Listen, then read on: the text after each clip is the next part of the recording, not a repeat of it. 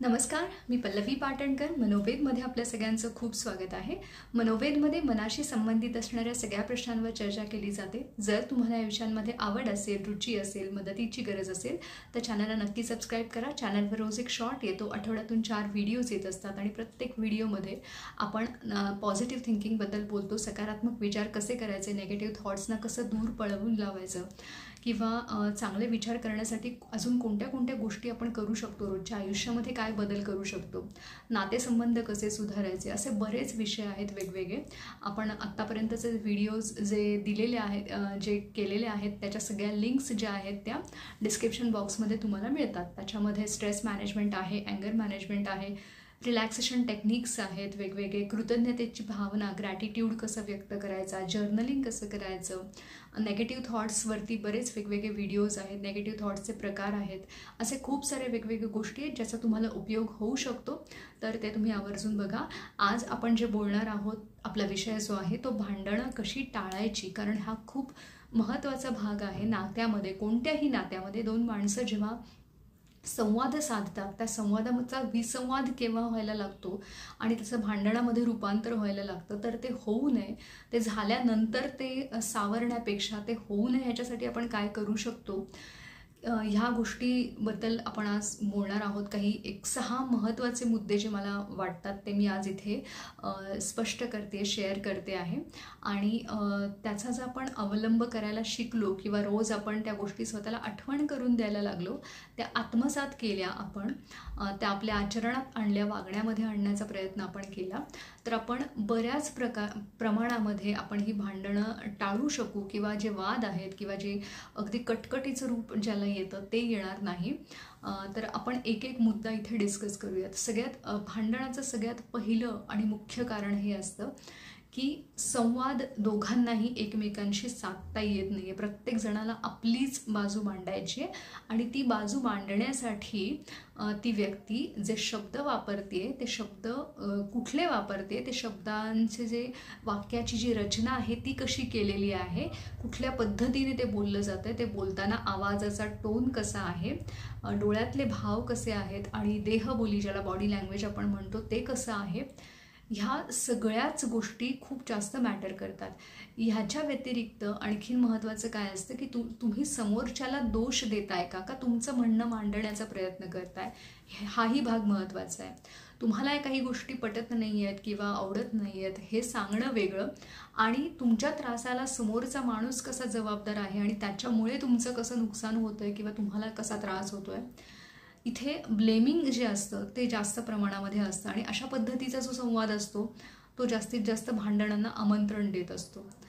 तर इथे आपण काय बघतोय की मुळात कुठली कारणं आहेत जेणेकरून आपल्याला उपायांकडे जाणं सोपं जाईल. आणखीन एक महत्त्वाचं कारण असं असतं की वेळ, कुठल्या वेळेमध्ये आपण बोलतोय. जेव्हा समोरचा माणूस आधीच तापलेला आहे किंवा आधी ऐकून घेण्याच्या मनस्थितीतच नाही आणि त्याच वेळेमध्ये आपण आपला मुद्दा मांडण्याचा अट्टाहास करतोय की नाही, मला काय म्हणायचं ते तू ऐकून घेतलंच पाहिजे, तर तिथे काहीच होणार नाही आहे. तिथे विसंवाद आणि भांडणं अजून जास्त वाढायला लागणार आहेत. पुढचा महत्त्वाचा मुद्दा काय असतो की ज्या कारणांवरनं आता एकमेकांचं पटत नाही आहे किंवा दोघांचंही म्हणणं वेगवेगळं आहे, ते कारण सोडून इतर कारणांकडे जेव्हा गोष्टी जातात, म्हणजे भूतकाळामध्ये जाऊन काल काय झालं होतं, 1 वर्षापूर्वी काय झालं होतं, किंवा हे झालं म्हणजे मग तुझी पूर्ण पर्सनॅलिटीच अशी आहे, तुझा स्वभावच असा आहे, तू नेहमीच असा करतो किंवा करते, अशा पद्धतीचं जे एका गोष्टीवरनं सरसकट सगळ्या गोष्टींना जी विधानं केली जातात किंवा भूतकाळातल्या गोष्टी उकरून काढल्या जातात, त्याचा काही संबंध नाही आत्ताशी, तर त्याच्यामुळे सुद्धा ते भांडणं आणि वाद हे वाढतात.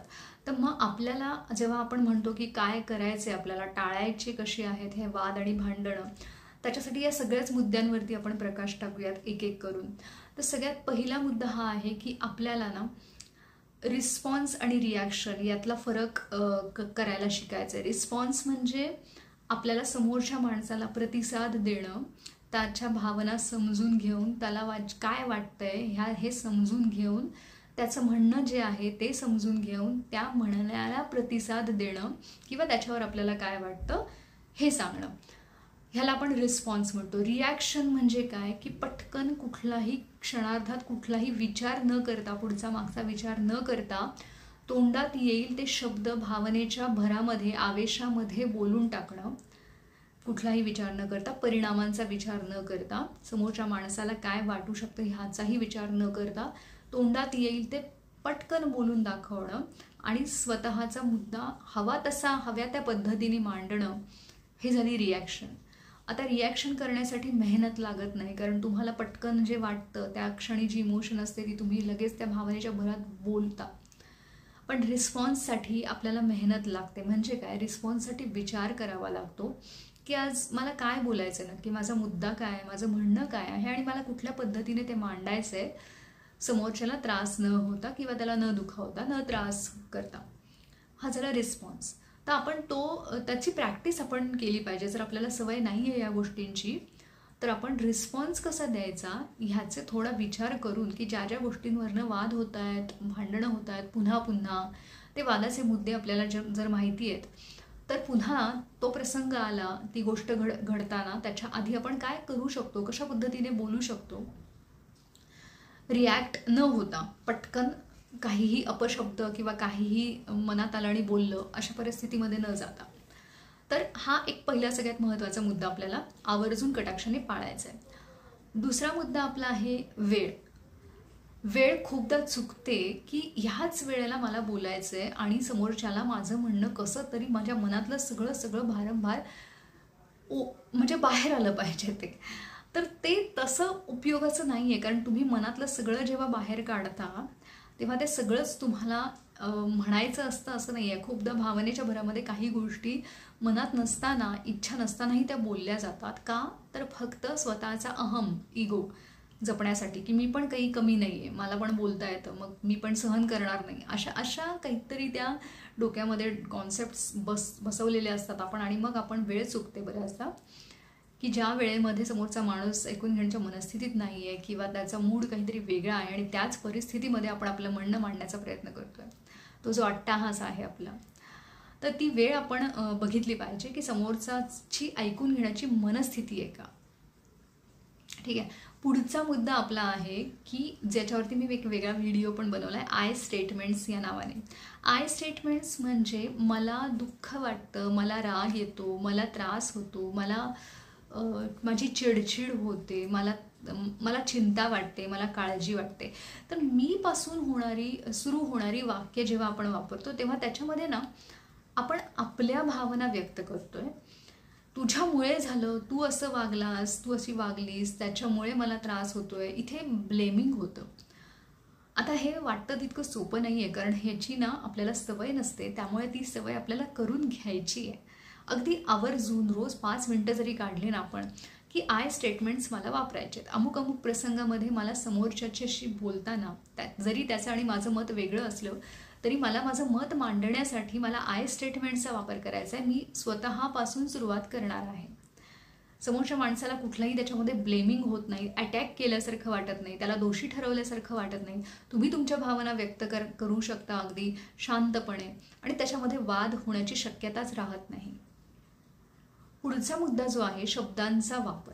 शब्द एखाद्या अस्त्रासारखे असतात, शस्त्रासारखे असतात. त्यामुळे शब्द हे शस्त्र आहे आपलं, ते जपून वापरा जे म्हटलं जातं ना, ते याच कारणासाठी की नीट विचार करून शब्द वापरणं आणि शब्दांची रचना, वाक्याची रचना करणं की ज्याच्यातून समोरचा माणूस त्याच्यावरती ब्लेम येणार नाही, तो दुखावला जाणार नाही किंवा फार पर्सनली घेतलं जाणार नाही, अशी वाक्यांची रचना करायला आपण शिकलं पाहिजे. लहानपणी अभ्यासामध्ये ह्या सगळ्या गोष्टी केलेल्या असतात आपण, पण त्या ॲक्च्युअल प्रत्यक्ष आयुष्यामध्ये वाक्यांची रचना करायला आपण गडबडतो. तर ते खूप जास्त महत्त्वाचं आहे. शब्दांची, वाक्यांची रचना व्यवस्थित करा. समोरच्यावरती कुठलाही दोष न ठेवता आपलं मुद्दा, आपलं म्हणणं आपल्याला मांडता येणं हे एक स्किल आहे आणि ते डेव्हलप करता येतं आणि त्याने भांडणं आवर्जून टळतात. चौथा मुद्दा पुढचा जो आहे आपला, पाचवा मुद्दा आपला जो पुढचा आहे तो आहे भावना समजून घेणं. भावना समजून घेण्यासाठी आपल्याला समोरच्या माणसाशी संवाद साधावा लागतो. समोरचा माणूस जे काही आपल्याला म्हणतोय ना ते कुठल्या भावनेपोटी आहे, रागापोटी आहे, चिडचिड आहे होतीये, दुःख झालंय, दुखावलं गेल्याची भावना आहे, मनामध्ये कुठली तरी खंत आहे, कुठल्या तरी पश्चातापाची भावना आहे, काळजी खूप जास्त आहे. तर अशा वेगवेगळ्या भावना असतात, त्या थोड्या आपल्याला ॲक्नॉलेज कराव्या लागतात, म्हणजे समजून घ्याव्या लागतात. आणि त्या समजून आपल्याला नुसतं समजून नाही, आपल्याला त्या बोलून दाखवाव्या लागतात की तुला काळजी वाटते कामुक अमुक गोष्टीची, असं असं होईल असं वाटतंय का, किंवा एखादी गोष्टीची भीती वाटते का, एखाद्या गोष्टीचा खूप आठवून आठवून त्रास होतोय का. तर ते जेव्हा भावना आपण समजून घेतो ना, तर त्यावेळेला खूप मदत होते. समोरच्या माणसाचा राग, अर्धा राग तिथे शांत होतो. तर त्या भावना समजून घेण्यासाठी सुद्धा आपल्याला आधी मुळात समोरच्या माणसाला नक्की काय वाटत असावं ह्याचा विचार करावा लागतो. त्याच्या जागी जाऊन विचार करावा लागतो, ज्याला आपण एम्पथी म्हणतो. त्याच्यानंतर पुढचा आपला जो मुद्दा आहे तो आहे बॉडी लँग्वेज. बॉडी लँग्वेज म्हणजे काय? देहबोली. आपण बोलत असताना आपला रागाने लालबुंद झालेला चेहरा, आपले डोळ्यातले भाव, आवाजातला चढ उतार, जे आहे आवेश आहे बोलण्याचा, हे खूप काही सांगून जातात समोरच्या माणसाला की तुम्हाला काय वाटतंय. त्यामुळे त्याच्यावरचा कंट्रोल हा खूप महत्त्वाचा आहे बोलत असताना. तो कंट्रोल सांभाळला ना, अर्धं काम तिथे होतं की शब्द जपून वापरले, टोन व्यवस्थित ठेवला, आवाजाचा टोन ठेवला, देहबोली, बॉडी लँग्वेज, चेहऱ्यावरचे हावभाव, डोळ्यातले हावभाव, कंट्रोलमध्ये सगळ्या गोष्टी असल्या तर ते भांडणं होणारच नाहीत. वाद ठीक आहे, म्हणजे ज्याला आपण मतभेद म्हणतो ते होतात कोणत्याही दोन माणसांमध्ये, पण त्याचं रूपांतर हे वाद, कटकटी, भांडणं ह्याच्यात होऊ न देणं, यावर आत्ता आपण बोलतोय. पुढचा आणि शेवटचा मुद्दा आपला असा आहे की आपल्याला वर्तमानात राहायचं आहे. आज आत्ता विषय काय चाललेला आहे, मला काय म्हणायचं आहे, माझा मुद्दा काय आहे, काल काय झालं होतं, 2 वर्षापूर्वी काय झालं होतं, किंवा नेहमी असंच होतं, नेहमी तू असंच करतो, असंच करते, असे सरसकट विधानं न करता आत्ता मुद्दा काय आहे, आत्ता काय म्हणायचं आहे आणि आत्ताचा विषय कसा आपल्याला सॉर्ट आऊट करायचा आहे, कसं त्याच्यातून बाहेर पडायचं आहे, हे जास्त महत्त्वाचं आहे. ज्याला आपण स्टेईंग इन प्रेझेंट म्हणतो, की प्रेझेंटमध्ये राहणं. आत्ताच्या गोष्टी ज्या आहेत ना, त्या आपल्याला सॉर्ट आऊट करायच्या. आपण जुन्या गोष्टी जर त्या काढत राहिलो तर त्याने काहीच होणार नाही आहे. खूप ते विषय वाढत जातो तो, ज्याचा आत्ताशी काही संबंध नसतो, आणि ते भांडणाचं रूपांतर जे आहे ना, ते मोठ्या भांडणामध्ये होतं. म्हणजे अगदी टोकाला त्या गोष्टी जातात, फिजिकली ॲग्रेसिव्ह सुद्धा होतात लोक. इतकं ते जुन्या गोष्टी जर आपण काढत राहिलो तर त्याचा त्रास होताना दिसतो आपल्याला दोन्ही माणसांना. त्याच्यामुळे जरी त्या गोष्टी तुम्हाला वाटत असल्या की त्या परत होत आहेत, तरी ती बोलण्याची एक वेगळी वेळ असू शकते. ही वेळ ती नसते जेव्हा तुम्ही समोरच्या माणसाला त्या जुन्या गोष्टींची आठवण करून देताय किंवा त्याच्यासाठी त्याला जबाबदार धरताय, आणि त्याच्यामुळे तुमच्यातले वाद आणि भांडणं आणखीन विकोपाला जात आहेत.